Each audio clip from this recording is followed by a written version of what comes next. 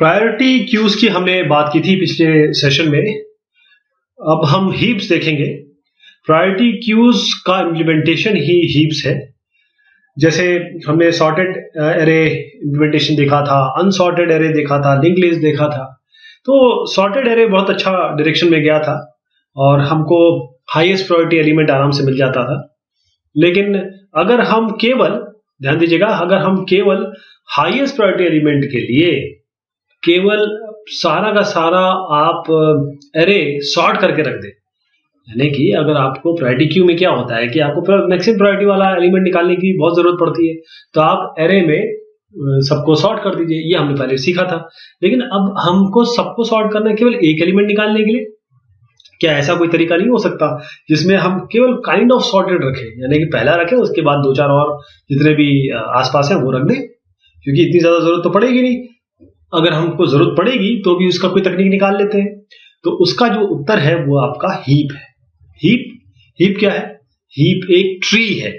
Heap एक tree है। Heap एक कंप्लीट बाइनरी ट्री है।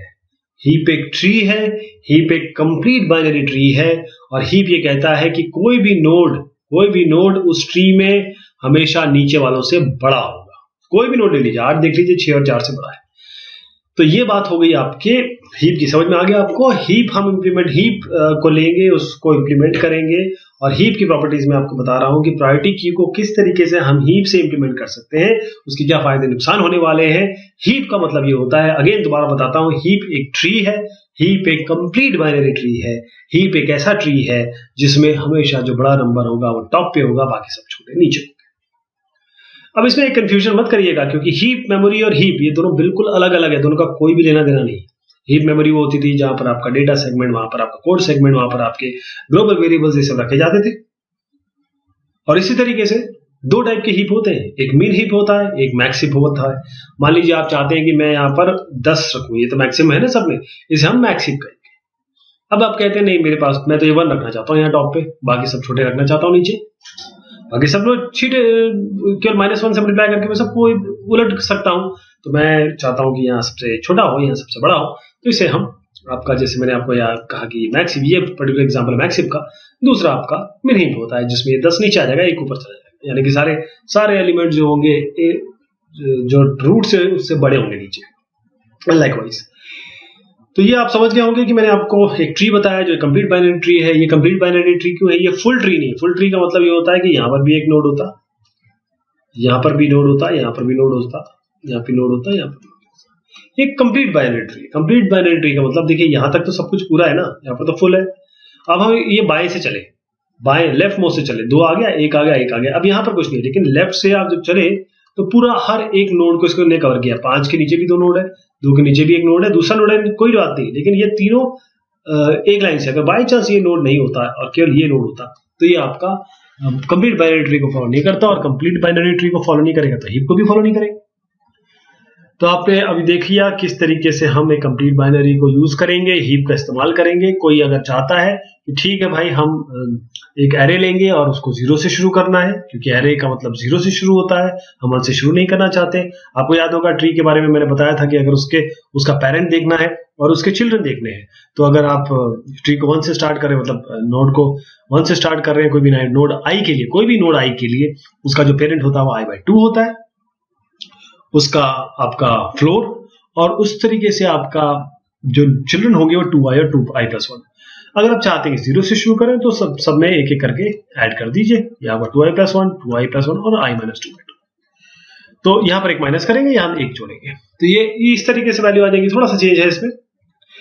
अब हम शुरू करते हैं अपना एक एरे, जिसमें हम बाइनरी ट्री को स्टोर करेंगे।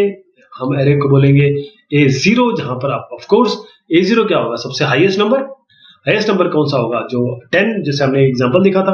और यही आपका A0 क्या होगा? हाईएस्ट नंबर होगा। बाकी सब इसके अलावा दूसरे नोड इसमें रखे जाएंगे।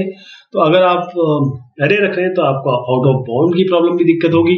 आउट ऑफ बाउंड को हटाना है। एरे में आप बोलते हैं कि एरे में तो आउट ऑफ बाउंड चला जाएगा, तो आप क्या करेंगे? लिस्ट ले लीजिए, कोई दिक्कत नहीं है। अब पीक पे आइए। देखिए 3 फंक्शनैलिटी होती है, पीक होता है, ऐड होता है, रिमूव होता है। इन तीनों चीज को देखेंगे हम। पीक का मतलब क्या है? पीक मतलब किसी चीज को फाइंड करना, किसी एलिमेंट को फाइंड करना, किसी हाईएस्ट प्रायोरिटी एलिमेंट को फाइंड आउट करना आपके प्रायोरिटी क्यू में। तो इसमें तो बहुत आसान है। हाईएस्ट प्रायोरिटी एलिमेंट क्या है, A0 पे रखा है सबसे, मैंने कहा आप A0 मतलब सबसे पहले आपका 10 ही मिल जाएगा आपको, तो ये काम भी हो गया पीक का। ऐड, अब ऐड का क्या करेंगे, ऐड कहाँ लगाएंगे आप, ऐड कहाँ लगाना चाहेंगे आप, क्योंकि ऐड लगाना मतलब उसको कहीं ना कहीं तो आप रखेंगे, और अगर आप चाहते हैं कि आप इस तरीके से ऐड करें कि आपकी ट्री कंप्लीट बाइनरी ट्री रहे, इसकी प्रॉपर्टी हमेशा इंटैक्ट रहे, तो आप क्या करेंगे, आप उसको लीफ बना दीजिए as far to the left as possible. अगर आप इस तरीके से डालेंगे तो ये आपकी ही प्रॉपर्टी को भी वायलेट नहीं करेगा, और नया एलिमेंट जो होगा वो हायर प्रायोरिटी होगा उसके पेरेंट के। लेकिन इसमें कोई एक नई चीज आ जाती है, हीप प्रॉपर्टी को कैसे फिक्स करें, ये तो चीज आएगी। मान लीजिए मैं आपके पास इसी पे आता हूं, इस एग्जांपल पे मान लीजिए ये आपके पास ट्री है, अब आप इसमें ऐड करना चाहते हैं, क्या करेंगे, ऐड को कहां पर डालेंगे, मान लीजिए ये 2 1 1 है ना, तो यहां पर मैं इसको ऐड करता हूं, मान लीजिए कोई नंबर डालना है x। अब ये x 10 से बड़ा भी हो सकता है, 10 से छोटा भी हो सकता है, 3 और 8 के बीच में हो सकता है, कोई भी नंबर हो सकता है, यू नेवर नो। वो नंबर आप राइट मोस्ट मतलब देखिए 2 1 1 मतलब लेफ्ट से शुरू किया लीफ को, जैसे खत्म हुआ उसके बाद यहां डाल दिया, यहां डालने के बाद अब इसको x को सही जगह लेके जाना है, तो x को 2 से पहले से कंपेयर करेंगे, x को 2 से कंपेयर करेंगे, x अगर 2 से कंपेयर करके छोटा बड़ा होता है, जैसे भी आप मैक्स कराना चाहते हैं उसको आप स्वैप कर देंगे, और ऐसे स्वैप करते रहेंगे हर एक मेंबर को, और फिर अल्टीमेटली वो एक सही पोजीशन पे पहुंच जाएगा। यही इसका तकनीक है, यही इसकी बैकग्राउंड में ट्रिकल अप करके एक फंक्शन हम इसमें लगाएंगे। ट्रिकल अप मतलब करके नीचे जोड़ दिया, आप उसको ऊपर जाना है तो क्या करेंगे, हम ऐड फंक्शन को बताते हैं आप कैसे करेंगे ऐड।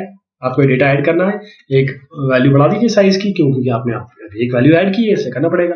डेटा को इस साइज -1 में डाल दीजिए, मतलब आखिरी अरे के आखिरी में डाल दीजिए उसको।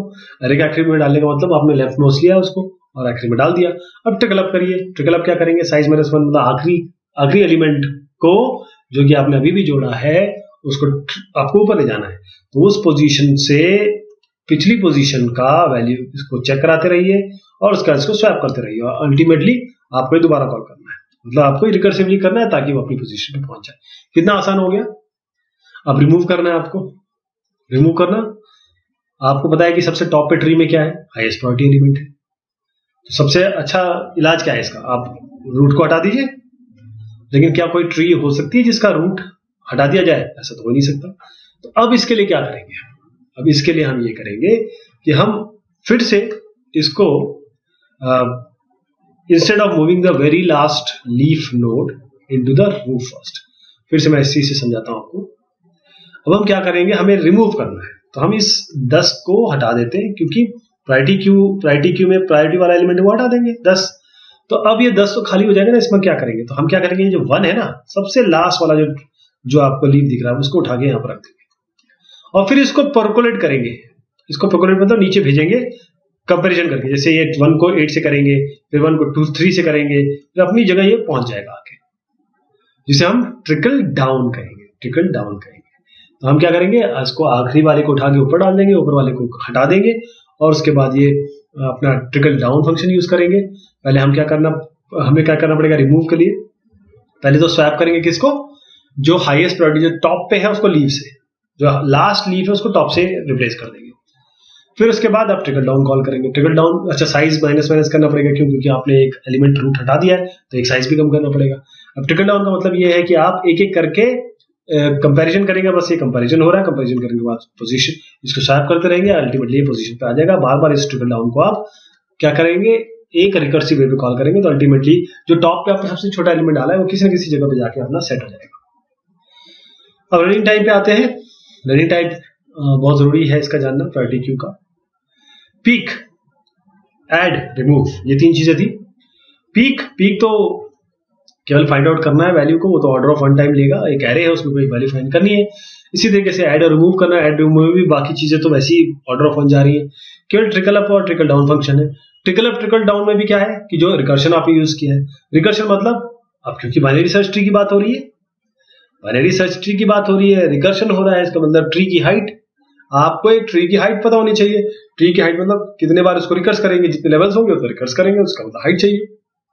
तो अल्टीमेटली आपको हाइट निकालनी है। तो अगर आप इस डिस्कशन को देखेंगे कि अगर आपको हाइट निकालनी है मतलब order of height of tree आपका रनिंग टाइम होगा। तो टू ये जैसे क्योंकि बाइनरी सर्च ट्री है तो हर बार ये दो भाग में डिवाइड होगा, हर बार दो भाग में डिवाइड करेंगे इसको, और दो भाग में डिवाइड करने के बाद जैसे फर्स्ट तो नोड होगा, उसके बाद 0 से लेकर h-2 तक चले जाइए इसको, और ये देखिए 0 से h-2 तक लेके चली जाइए, और उसके बाद इसको ऐड कर लीजिए इस तरीके से 1 + 2 to the power h-1 that is 2 to the power h-1। ये कितना आसान हो गया, ज्योमेट्रिक सीरीज है, और आपने समझ लिया कि एक ट्री जिसमें h लेवल्स होंगे उसमें कम से कम 2 to the power h-1 आपके नोड्स होंगे। तो हमारा n is greater than equal to 2 to the power h-1। इसको सॉल्व करिए लॉग ले लेके, तो आपका ऑर्डर ऑफ लॉग n आ गया। कितना अच्छा हुआ, याद है आपको अनसॉर्टेड एरे में क्या था, ऐड के लिए 1, पीक के लिए n। सॉर्टेड एरे में पीक और रिमूव के लिए 1 था, ऐड के लिए ऑर्डर ऑफ n की जगह यहाँ पर हीप में log n 1 आ गया। कितना आसान हो गया आपका कंपैरिजन प्रायोरिटी क्यू के इंप्लीमेंटेशन में। तो यहाँ पर ये सवाल ही नहीं उठता कौन सा डेटा स्ट्रक्चर यूज करना है, आपको हीप यूज करना है, क्योंकि उसका ऑर्डर ऑफ n की जगह भी नहीं, ऑर्डर ऑफ log n, जो कि बहुत बढ़िया है। तो इन सब सवालों के, इन सब डिस्कशन के, इन सब जवाबों के बीच में हीप सॉर्ट उभरता है। हीप सॉर्ट क्या कहता है, हीप सॉर्ट ये कहता है कि आपके टॉप पे तो हाईएस्ट एलिमेंट है, आप टॉप निकाल लीजिए, फिर एडजस्ट कर लीजिए, फिर टॉप निकाल लीजिए, फिर एडजस्ट करिए ट्री को, कितना अच्छा रहेगा। आपको हीप सॉर्ट में अगर आप टॉप को निकालते रहेंगे तो आपको फटाफट लार्जेस्ट एलिमेंट मिलता रहेगा। आपको याद है ये इसी तरीके का कुछ हमने किया था सिलेक्शन सॉर्ट में, जहां पर हम लार्जेस्ट एलिमेंट निकालते थे 0 और i के बीच में और उसे स्वैप कर लेते थे। बट हमारे पास अब बहुत अच्छा है एक मैक्स हीप पे टॉप में एलिमेंट होता है हाईएस्ट, बाकी नीचे छोटे होते हैं। तो इसका जैसे रिमूव कर देंगे, नीचे सबसे लीफ वाला ऊपर चला जाएगा, उसको फिर से सेटल कर लेंगे, और उसके बाद हम देखेंगे कि हमारा ऑर्डर जो है, क्योंकि जो मैंने अभी देखा रिमूव का, उसका order of n log n है, n एलिमेंट से, यानी कि ट्रू वैल्यू जो होगी order of n log n की होगी। तो n log n आपका इसका रनिंग टाइम हो गया। तो टाइम आपका फाइंडिंग का order of 1, removing order of log n होता है। और जैसे मैंने आपको समझाया, हीप सॉर्ट अगर आप लेंगे तो नॉन रिकर्सिव अगर आपका है तो order of n log n से आप इसे निकाल सकते हैं। कितना आसान हो गया, कितना इजी हो गया कि आप एक आपके पास एल्गोरिथम आ गया कि आप सॉर्टिंग कर सके n log n टाइम में। तो ये बात हुई आपके प्रायोरिटी क्यू की और हीप सॉर्ट की। होपफुली आप समझ गए होंगे कि हमें प्रायोरिटी क्यू हीप से इंप्लीमेंट करना है और हीप सॉर्ट क्या होता है। बहुत शुक्रिया, बहुत धन्यवाद।